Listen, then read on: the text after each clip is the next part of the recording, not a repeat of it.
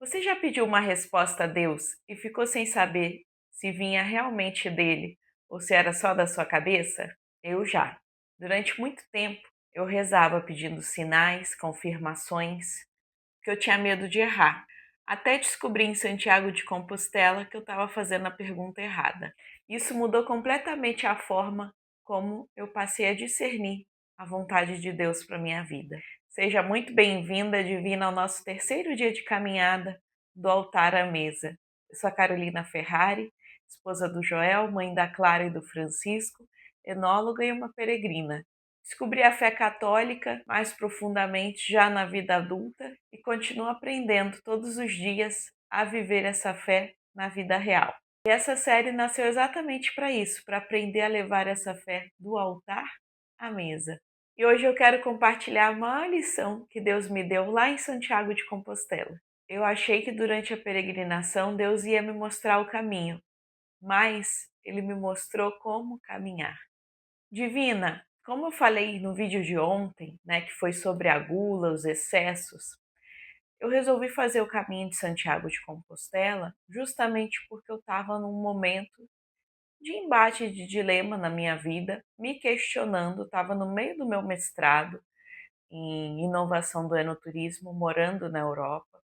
Estava um momento muito bacana, né, em termos de profissionais, né, de carreira, de estudos, mas esse meio, esse universo do vinho, eu costumo dizer que é muito fácil subir a cabeça. É um meio de glamour, de ostentação, né, de gourmetização, como a gente falou ontem. Eu não entendi o porquê, mas eu não estava me sentindo bem indo nesses eventos, sempre muitas feiras, né, eventos de a gente degusta, a gente fala sobre vinho e fica aquele, a gente, para quem é da área sabe. E as pessoas começam a te enxergar como aquela figura que entende, né? Você começa a ser essa referência. Eu não estava satisfeita com isso. Quando eu vim estudar vinhos, eu vim por quê? Porque eu queria ser perfumista, eu vim pela parte aromática, sensorial, pelo sentir, trabalhar com os sentidos. Eu nem tomava vinho na época. E eu vi que não era mais sobre isso. Era algo em que a vaidade estava muito em alta. E aquilo eu já sabia que não estava combinando com o caminho que Deus queria para mim. Quando vem a crise dos 30, ali a gente começa a se questionar sobre família, sobre filhos. Eu sempre quis, né, ter. Eu sabia que não estava indo de encontro com esse plano, com a vida que eu queria lá no futuro. Então, realmente, eu coloquei à prova. Depois, analisando, todas as minhas perguntas foram respondidas no caminho, mas meu maior questionamento era se eu deveria continuar trabalhando com vinho, porque eu via que aquilo estava destruindo o meu relacionamento, a minha vocação. Eu esperava um acontecimento extraordinário no meio do caminho, aquela resposta claríssima, né? Mas não foi bem isso que aconteceu. Claro que hoje, olhando para trás, eu consigo ver nitidamente a mão de Deus em cada dia da caminhada, em como Ele foi colocando as pessoas, as conversas, as situações, né, as minhas percepções num todo. Mas enquanto eu caminhava, não ficou bem claro assim. Não era uma coisa, nossa, e toda hora, agora sim, agora sim. Não era assim que acontecia. E é engraçado porque eu sempre quis fazer uma peregrinação, mas eu tinha em mente um dia ir a Jerusalém. Eu não conhecia o caminho de Santiago de Compostela até estar lá na Europa. E aí, quando eu soube desse caminho, falei, nossa, vou ter 30 dias de férias, né? Tem um período de férias ali e que é livre. Eu posso fazer o que eu quiser, então vai dar bem certo. Vou me organizar para fazer essa caminhada. Mas, como eu sempre fui uma pessoa sedentária, comecei a pesquisar e vi que as pessoas se preparavam muito para esse caminho. Eu comecei em casa a fazer treinos sozinha, vídeos no YouTube, comecei a controlar mais a minha alimentação, mas nada de me preparar para peregrinar, de fazer caminhadas, de nada disso, de testar resistência, nada. Então eu fui muito aberta a ouvir o meu corpo e a parar se fosse necessário, a não terminar o caminho se fosse necessário, porque eu já fui com essa ideia de que vamos tentar. Eu sei que eu não estou na minha melhor condição. Então eu tinha isso de uma maneira muito leve. Eu vejo que é algo fundamental se a gente quer fazer uma peregrinação, a gente levar o essencial e ir com essa abertura de mente. Não ter essa ideia de que eu tenho que estar no controle, eu tenho que fazer em 30 dias, eu tenho que fazer nesse ritmo, caminhar de tanto a tanto. Todo mundo me fazia tantas perguntas: "Ah, Carol, mas você vai assim? E você vai para onde? E vai dormir?", sabe, ter um plano muito controlado. Eu não tinha isso. Eu tinha um aplicativo em que eu conseguia ver a estrutura das cidades por onde eu passava, o que tinha, se ali naquela cidade tinha fonte de água, se tinha lugar para dormir, para comer, mas eu não tinha aquela coisa. Tinha um plano inicial de que hoje eu vou fazer, era bem dia após dia mesmo. Vou tentar fazer daqui até aqui, dá tantos quilômetros, mas a gente recebe no posto do peregrino, a gente recebe um plano de 33 dias inicialmente, que vem inclusive os relevos, né, daqueles dias propostos. Então a gente tem uma ideia mais ou menos do que a gente vai encontrar. Mas claro, a gente não sabe se a gente vai ter uma bolha que vai incomodar mais, se a gente vai tropeçar aqui e ali, se a gente vai encontrar alguém que vai mudar o ritmo da nossa caminhada, como que a gente vai estar, né, fisicamente disposto, né, naquele dia. Então, é ilusão achar que a gente realmente está no controle. Então, se eu olhar hoje, eu fiz o caminho, 800 quilômetros em 30 dias. A média ali foi o quê? De 25 a 35 quilômetros por dia. Dá bastante diferença. Se um dia eu faço 25, no outro eu faço 35, é muito, muito diferente. E já no primeiro dia, muitas pessoas pulam. Fiz o caminho francês tradicional, começa lá no sul da França, nos Pirineus. E aquele primeiro dia já é para matar, porque é uma subida dos Pirineus. Muitas pessoas pulam esse dia. Só que eu quis ter a experiência completa. Fiz no verão, escolhi o verão porque é uma época em que eu sofro mais com calor, então para mim ia ser mais difícil. E já no primeiro dia, como a inclinação é muito alta, já estourou um monte de bolhas no calcanhar. E aí não tem o que fazer. No dia seguinte, você continua caminhando, não tem paradas, né? Eu não quis dar paradas. Então, no dia seguinte, novas bolhas em outros lugares, conforme eu ia pisando. E eu aprendi muito nesse caminho a ouvir meu corpo, a ter essa consciência corporal, perceber minha pisada, sentir que, olha, andando desse jeito, eu estou forçando aqui e vai formar uma bolha aqui. Teve um determinado trecho do caminho que eu percebi que eu estava forçando o meu tornozelo e que eu tinha que mudar a minha pisada.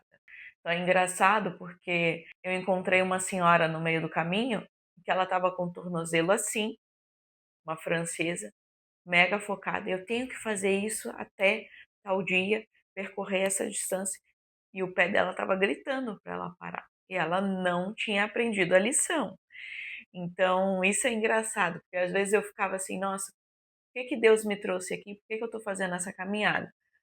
Eu tinha essas perguntas, mas eu sabia que Deus tinha muito mais a me mostrar. Então, às vezes, a gente fica tão focado, tão vidrado, obstinado com uma coisa, que a gente não consegue enxergar o resto, enxergar o que realmente Deus está querendo nos mostrar, nos revelar. Isso de tomar consciência corporal, de ouvir o próprio corpo, para mim foi algo que eu nunca tinha parado para me abrir a essa esfera. E quando eu via que tinham dias que eu estava cansada, que eu tinha que parar, eu parava no meio do caminho para botar os pés na água, para dar um repouso, sentava embaixo de uma árvore, descansar também faz parte do caminho. E tem dias que a gente precisa ir mais devagar para conseguir ir mais longe no outro dia, para conseguir aumentar o ritmo num dia em que eu estou mais bem disposta, em que eu vou ter mais desafios. Não era linear. E na nossa vida é assim. Nós temos ritmos. E para você, divina, e tem essa necessidade de estar no controle, ter tudo arquitetado antes de começar. Sabe aquelas pessoas, ai, mas é que eu sou perfeccionista. Isso aí a gente já sabe, né? Não é qualidade não, tá divino? Isso é um grande defeito. Se coloca a prova no caminho, porque a gente não tem mapa no caminho. A gente não vai com o GPS, vai olhando o celular. Eu pelo menos não fiz assim. Eu acho que não é essa a ideia do caminho. A gente recebe esse plano que é muito vago e a gente tem que ir no caminho atento, observando os sinais. Porque vai ter uma seta amarela, a gente tem que ir seguindo as setas amarelas e a gente não sabe onde ela vai estar.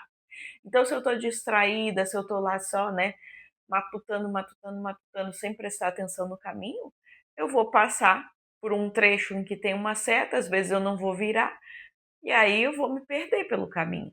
Hoje isso é bacana porque hoje olhando os vídeos, né, os meus registros de caminhada, não tenho vídeo eu caminhando, mostrando, né, a mim. E isso é bacana porque realmente eu quis registrar o que eu estava vendo. E tem tanto detalhe na natureza. Deus sempre falou muito comigo através da natureza, da contemplação, dessa perfeição mesmo, que é da complexidade que a natureza tem. Então, por exemplo, tem lá registros de uma flor de maracujá, que é a coisa mais linda. Tem registros de uma lagarta andando, né? E desse ritmo. Eu tenho registros de um caracol andando pelo caminho. São coisas que me fizeram parar e olhar e contemplar e apreciar o ritmo. Não era uma corrida de 100 metros. Eu não estava ali, eu tenho que ir hoje tantos quilômetros e não, era um caminho de contemplação. Eu não ia ter por que fazer. Peregrinação é isso, né? Ah, não, não vou conversar com fulano, porque senão vai me atrasar. Não é isso. Deus, ele vai mostrando pra gente. A gente precisa estar atento com todos os sentidos. Eu estou escutando as pessoas, ou eu estou só perdida nos meus pensamentos, ou só querendo falar. Eu estou enxergando os detalhes pelo caminho. Eu estou com o meu corpo respeitando esse ritmo, permitindo sentir as bolhas, mas também colocar o meu pé ali, fazer um escalda-pés natural num riacho que tem pelo caminho e eu só coloco os meus pés cansados ali dentro daquela água fria, sobre aquelas pedras. Eu estou permitindo sentir o perfume da flor de maracujá, um perfume de uma refeição que foi preparada com cuidado, de algo que alguém deixou pelo caminho para que eu pudesse desfrutar. É sobre estar com todos os sentidos ali.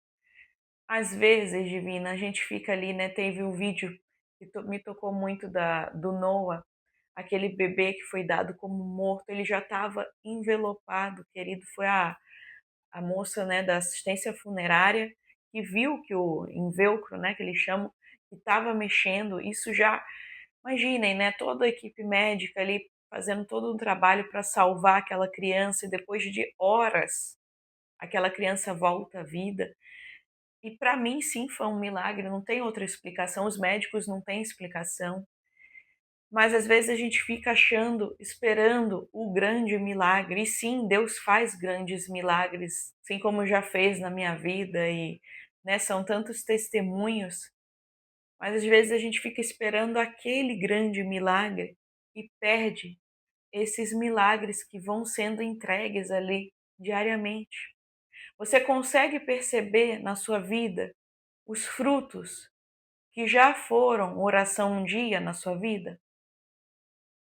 Sim, Deus já fez milagres na sua vida. Deus já operou milagres aí. Lembra disso.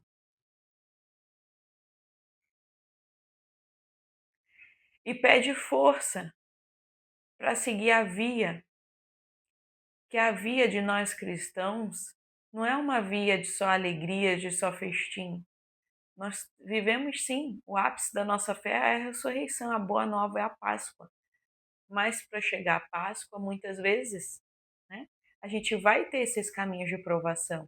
A gente vai ter que passar pela cruz.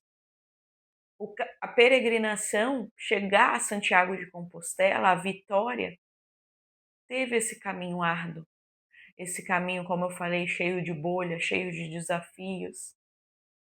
Cada um vai se superando pelo caminho. Eu achava que eu não seria capaz de fazer muitas. Eu já comecei fazendo, ok, se eu não fizer, tudo bem. Porque eu subestimava. Mas o meu irmão fala, movida pela fé. Ele que me conhece, ele sabe que foi realmente esse ritmo, manter essa constância, caminhar com essa leveza, como foi a minha peregrinação. Claro, atravessei deserto, tiveram momentos difíceis, mas foi leve, foi fácil, porque eu não estava caminhando sozinha. Vinde a mim, vós que estáis cansados, e seu fardo se tornará leve. Você está entregando tudo para Deus mesmo, Divina? Ou você está querendo fazer o caminho lá assim? Não, mas eu quero saber. Deixa eu pesquisar sobre a cidade que eu vou parar hoje, deixa eu ver aqui, deixa eu olhar já no Google Maps, vou olhar tudo, ver como que ela é tintim por tintim, deixa eu ver esse lugar que eu vou parar para dormir, deixa eu ver como são as acomodações, deixa eu ver aqui levar tantas mudas de roupa, porque caso aconteça isso, caso aconteça aquilo. Você está aberta de fato a entregar para Deus? Ou você tem que estar no controle de tudo? Porque Deus só opera milagre quando a gente entrega.